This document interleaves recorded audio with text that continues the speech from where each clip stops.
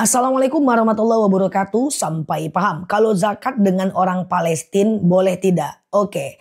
Zakat status hukumnya wajib, boleh diberikan misalnya kepada fakir, orang yang tidak bekerja, miskin, orang yang bekerja tapi nggak cukup uangnya, atau misalnya ke Palestina, yaitu orang-orang yang sedang berjihad. Jawabannya boleh banget. Misalnya nih teman-teman ada uang zakat yang sudah terkumpul, lalu teman-teman bisa transfer tuh ke penggalangan dana Palestina yang teman-teman percaya. Nah, maka zakatnya sudah dibayarkan dalam kondisi fisabilillah. Kita membayarkan zakat kepada orang yang sedang mempertahankan dirinya di atas jalan Allah. Jadi boleh saja kalau teman-teman misalnya nggak ada orang miskin lagi, atau orang miskinnya itu terus yang dizakatkan, atau kebingungan, rupa-rupanya di masjid ada penggalangan dana untuk Palestina, itu boleh diniatkan zakat. Semoga bermanfaat ya.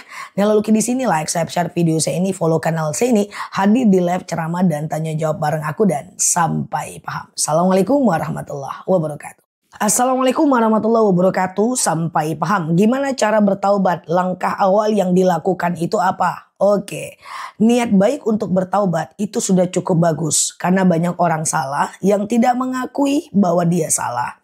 Tapi kalau ada ingin bertaubat seperti komentar ini, itu Masya Allah. Innallaha yuhibbut tawwabin wa yuhibbul mutatahhirin. Allah itu suka dengan orang yang bertaubat dan mensucikan dirinya. Langkahnya apa? Yang pertama, menyesali yang terjadi. Tahu dulu kalau itu dosa dan ada perasaan sedih karena pernah melakukan dosa. Yang kedua, berjanji sebisa-bisanya untuk kemudian meninggalkannya dan tidak mengerjakannya lagi. Yang ketiga, perbanyak melakukan sholat sunat taubat. Sengaja aku sholat sunat taubat 2 rakaat, sunnah atasku karena Allah. Sholat seperti biasa kayak sholat subuh, yang penting Al-Fatihah dibaca. Nanti setelah salam banyak istighfar, mohon ampun kepada Allah atas dosa-dosa kita. Yang keempat, andaikan sudah dikomitmenkan, disesali, sudah sholat taubat, dilakukan lagi, lakukan cara yang sama, dan jangan lupa ada dalil wa asbi'is sayyi'atil hasanata tamhuha, bahwa iringi setiap dosa dengan perbuatan baik. Misalnya nih, kita bertobat dari apa? Misalnya dari ghibah. Kita udah nggak mau ghibah nih. Rupa-rupanya kita ghibah lagi nih. Maka ganti, ya Allah, sekali aku berghibah, aku denda sedekah subuhnya 100.000. Atau ya Allah, sekali aku buka aurat, aku denda tahajudnya 7 malam berturut-turut. Nah, mesti mengiringi segala dosa dengan kebaikan, supaya dosanya itu bisa tertutupi oleh kebaikannya. Jadi memang dalam dalil itu dikatakan bahwa ketika kita melakukan dosa, maka ganti dengan kebaikan, buat kompensasi supaya bisa mengimbanginya dan senantiasa melakukan taubat. Semoga bermanfaat dan sehat selalu di sana. Nih, lalu di sini like, share video saya ini, follow kanal saya ini, hadir di ceramah live dan tanya jawab bareng aku, dan sampai paham. Assalamualaikum warahmatullahi wabarakatuh. Assalamualaikum warahmatullahi wabarakatuh. Sampai paham. Suami istri ke masjid berboncengan naik motor, batal nggak wudhunya? Oke, dalam hal ini ulama berbeda pendapat tentang bersentuhan wudhu suami istri. Imam Syafi'i mengatakan mutlak batal, baik muncul syahwat maupun tidak. Kalau bersentuhan langsung ya, tapi kalau ada baju nggak batal. Kemudian selanjutnya adalah Imam Hanafi menyatakan bahwa mutlak tidak batal, baik muncul syahwat maupun tidak.